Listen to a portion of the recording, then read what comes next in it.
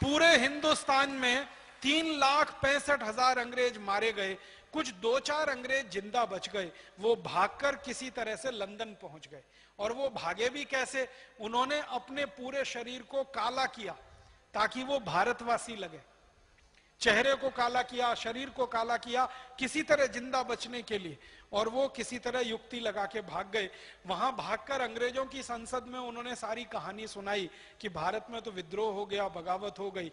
तो अंग्रेजों की संसद में सबसे बड़ा प्रश्न आया कि आगे कभी भी ऐसा कोई विद्रोह ना हो भारतवासियों में, तो इसके लिए क्या क्या करना, दोबारा कभी भी ऐसा विद्रोह ना हो।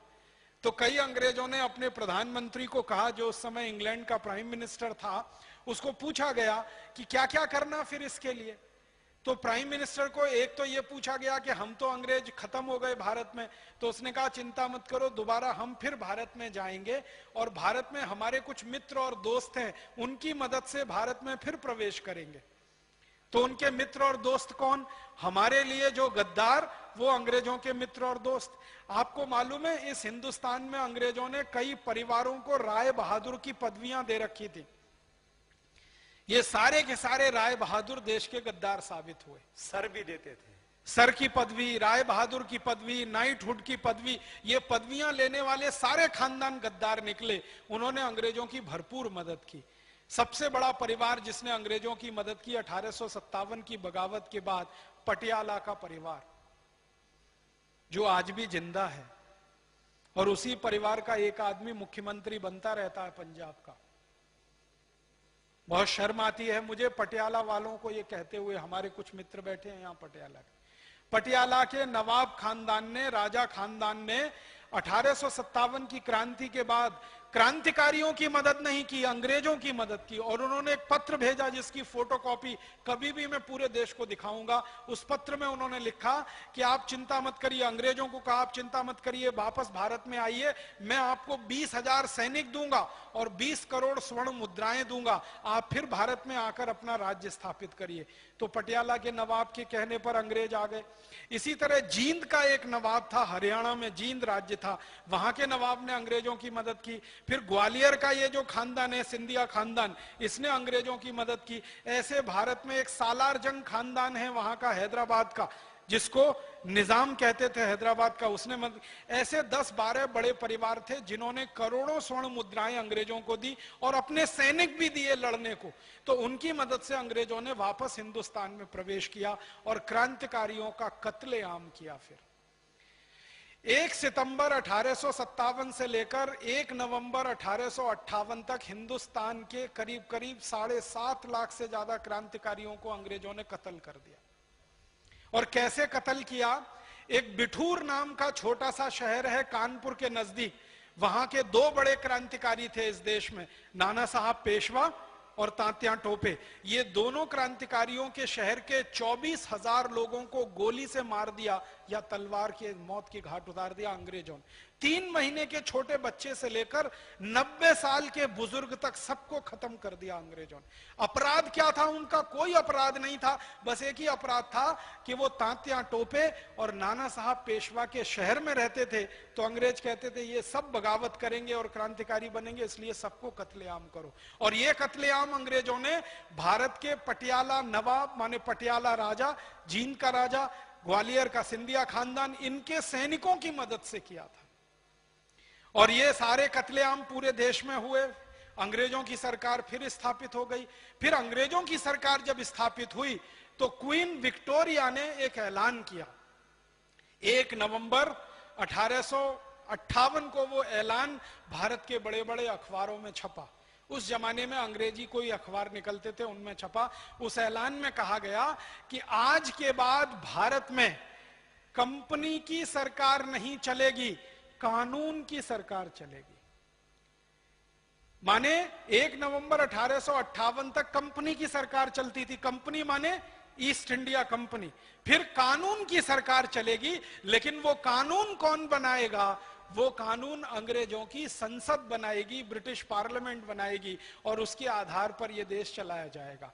अब ब्रिटिश पार्लियामेंट में कानून बनाने के लिए बहस क्या हुई? ब्रिटिश पार्लियामेंट में बहस यह हुई कि कानून ऐसे बनाए जाने चाहिए कि सारे भारतवासी कभी भी दोबारा से खड़े ना हो सकें और अंग्रेजों के खिलाफ बगावत ना कर सकें। तो सबसे पहला कानून जानते हैं क्या आया?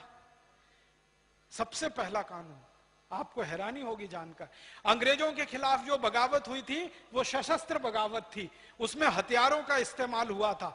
अंग्रेजों ने सबसे पहला कानून बनाया कि भारत में हथियार वही रख सकेगा जिसके पास लाइसेंस होगा, लाइसेंस जिसके पास नहीं होगा वो हथियार रखने का अधिकारी नहीं होगा। तो अंग्रेजों ने क्या किया? लाइसेंसिंग ऑफ आर्म्स एक्ट, ये पहला कानून बनाया। और इस कानून के आधार पर क्या किया गया?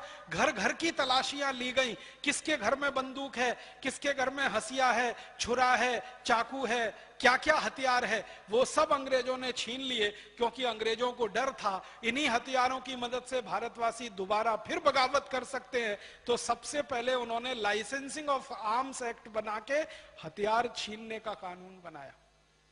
और एक बार भारतवासियों के हथियार छिन गए तो भारतवासी कमजोर हो गए, और वो कमजोरी इतनी भारी पड़ी कि अगले 90 साल तक फिर अंग्रेजों की गुलामी हमें सहन करनी पड़ी। ये एक कानून बनाया उन्होंने। ये कानून दुर्भाग्य से आजादी के 62 साल के बाद भी अभी चल रहा है इस देश में। मालूम है, हथियार वही रख सकता है जिसके पास लाइसेंस हो सकता है, और लाइसेंस देने का काम सरकार करती है।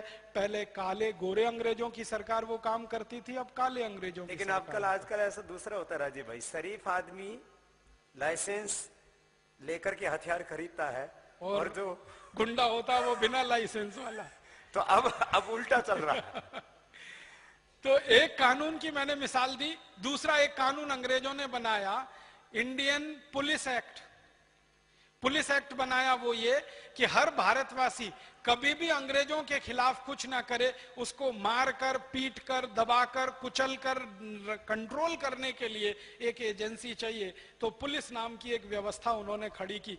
आपको मालूम है 1858 से पहले इस देश में कोई पुलिस नहीं थी।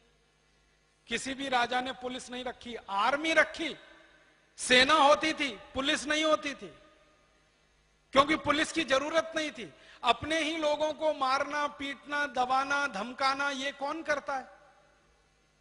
कोई राजा अपनी प्रजा को ये अत्याचार करेगा? लेकिन अंग्रेजों ने पुलिस बनाई जिसका नाम रखा इंडियन पुलिस एक्ट, और उसमें जो आधार दिया वो ये कि हर पुलिस वाले को राइट टू ऑफेंस होगा, किसी भी भारतीय नागरिक को राइट टू डिफेंस नहीं होगा।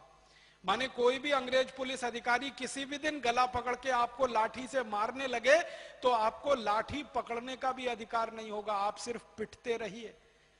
और अगर उस पुलिस अधिकारी की लाठी आपने पकड़ ली अपना डिफेंस करने के लिए तो केस आपके खिलाफ बनेगा कि अंग्रेज अधिकारी को ड्यूटी करने से आपने रोका। जानते हैं आप, यही राइट टू ऑफेंस वाला कानून, इंडियन पुलिस एक्ट वाला, आजादी के 62 साल के बाद भी अभी भी चल रहा है। अंग्रेजों ने ऐसे ही एक कानून बनाया, इंडियन सिविल सर्विसेज एक्ट। हमारे यहाँ ग्राम पंचायतें होती है ना, पहले वो काम करती थी। सरपंच होता था, गांव का प्रमुख होता था, पंचायत उसके साथ काम करती थी। जो जो काम ग्राम पंचायत करती थी, कभी जरूरत पड़े तो टैक्स लगाना, जरूरत पड़े तो उसको गांव के विकास के लिए खर्च करना, वो सारे अधिकार छीन कर एक कलेक्टर को दे दिए गए। और उस पोस्ट को डीएम कहते हैं, डिस्ट्रिक्ट मजिस्ट्रेट कहते हैं, कलेक्टर कहते हैं। और ये जिस कानून के तहत हुआ वो इंडियन सिविल सर्विसेज एक्ट, वो कानून वैसे का वैसा ही चल रहा है।